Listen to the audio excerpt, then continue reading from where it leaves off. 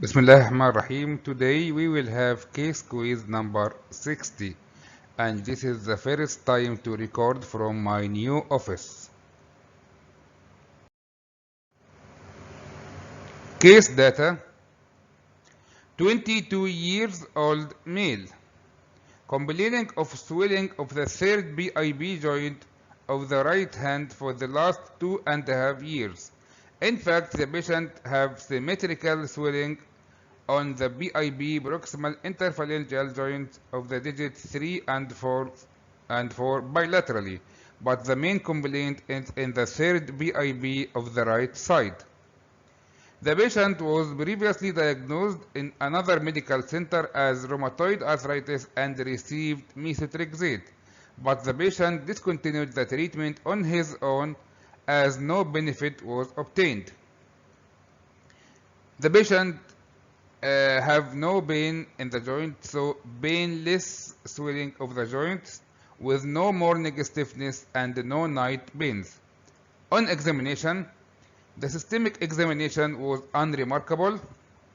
Joint swelling in the fourth and more evidently in the third BIB joint of the right hand and on the third and the fourth BIBs of the left hand. So the third and the fourth BIBs bilateral were swollen, but the most prominent is in the third right BIB, with no tenderness and full range of motion. Investigations revealed CBC liver function test, kidney function test, erythrocyte sedimentation rate, C-reactive protein, thyroid function test, and urine analysis were all normal. Hepatitis markers, ANA, rheumatoid factor, anti-CCP antibodies were negative. X-ray showed periarticular soft tissue swelling, but no sclerosis, joint space narrowing, erosions, or periosteal reaction, with no evidence of BIB joint inflammation on musculoskeletal ultrasound examination. Thickening of the subcutaneous tissue was detected on MRI, but no evidence could be associated with synovitis. So, what is the most probable diagnosis? This is the first question, and the second question is, what is the missed investigation here needed for diagnosis or exclusion of this probable diagnosis? The answer of the first question is, it is a very rare case. It is Brachydermodactyly, BDD. This is the first answer. And the second answer regarding the needed investigation, it is biopsy, skin and soft tissue biopsy. Biopsy is needed for investigation for diagnosis for BDD syndrome. A biopsy was performed from the lateral aspect of the third BIB joint of the right hand with preliminary diagnosis of BDD, and hyperkeratosis and thickened dermis with collagen deposition were detected.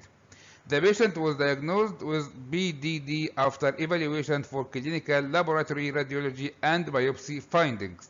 The patient was given information that BDD is non-inflammatory disease with a benign course.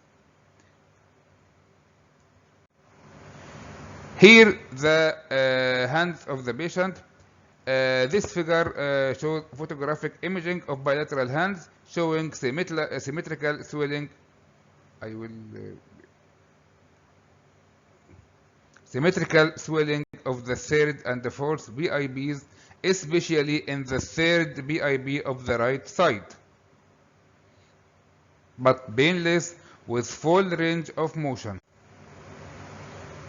The second figure showing hand radiograph showing soft tissue swelling around the proximal interphalangeal joints BIB without joint narrowing or bony erosions. Here the soft tissue swelling here and here.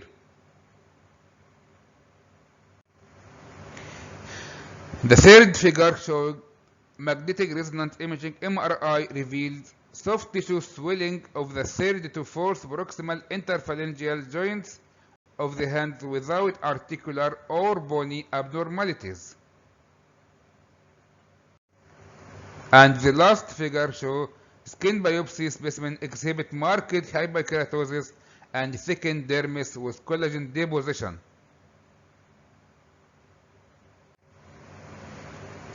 So, what is pachydermodactyly?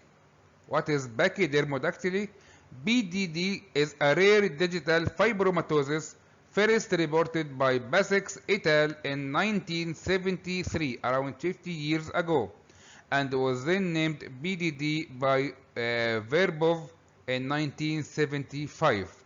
Up to date, approximately 150 cases were recorded all over the world. So it is a very rare syndrome. It is characterized by soft tissue swelling, especially in the lateral part of the BIB joint of the second to fourth fingers of adolescent males. It is approximately 4 times more common in males compared to females.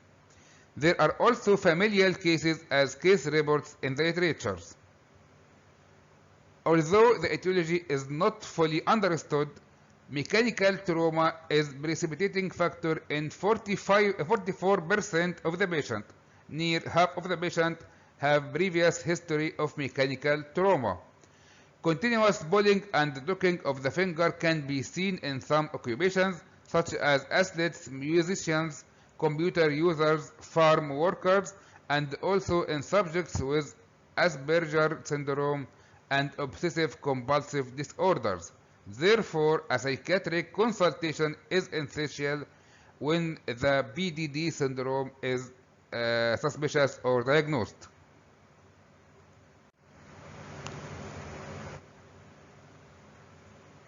Bardazzi et al.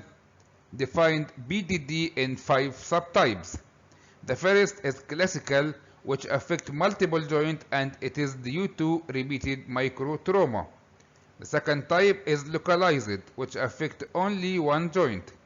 The third type is transgradient, which affect the dorsum of the hand and MCB areas rather than the BIBs. The fourth type is the familial, which runs in families and may have environmental sharing or genetic background. And the last type is the form associated with tuberous sclerosis.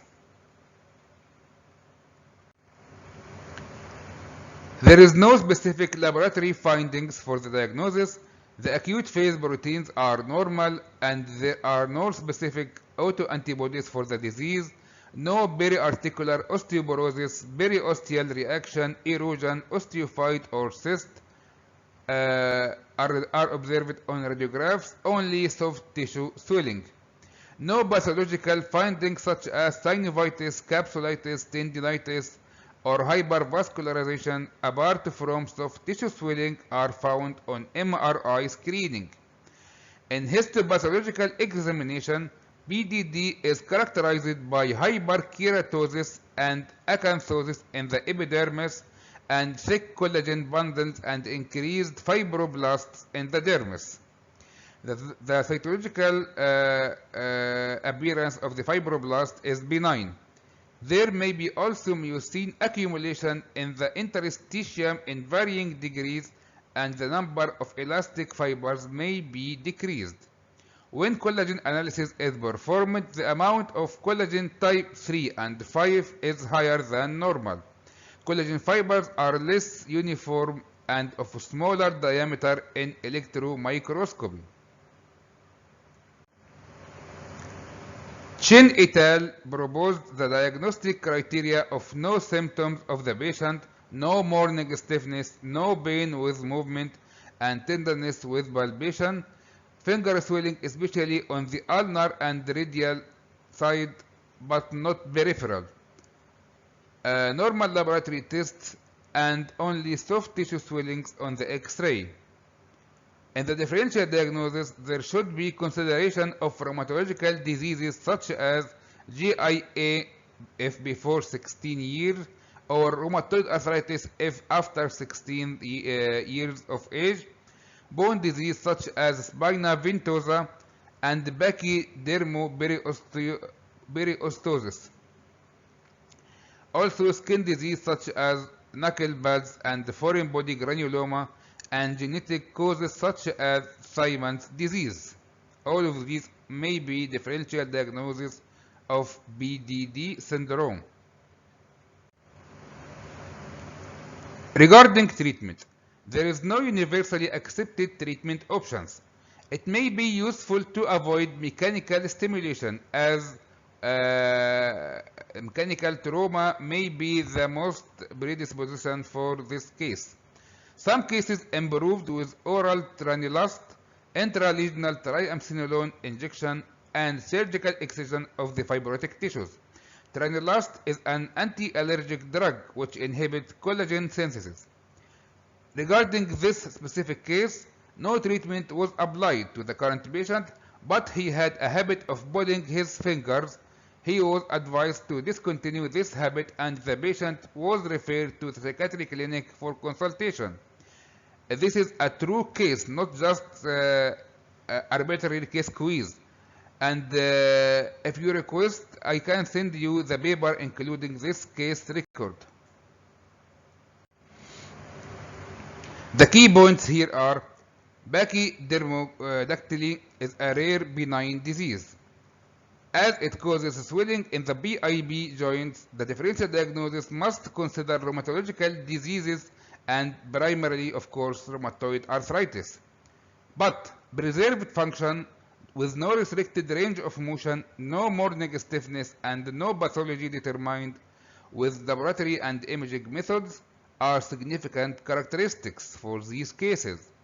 The correct recognition of BDD prevent unnecessary referrals and tests, and most importantly, unneeded inappropriate treatment. So these patients will not benefit from methotrexate, anti-inflammatory steroid, and so on, because this is a benign and non-inflammatory condition. And finally, thank you very much for your attendance, and we will meet you tomorrow with case quiz number 61. Wassalamu alaikum wa rahmatullahi wa barakatuh.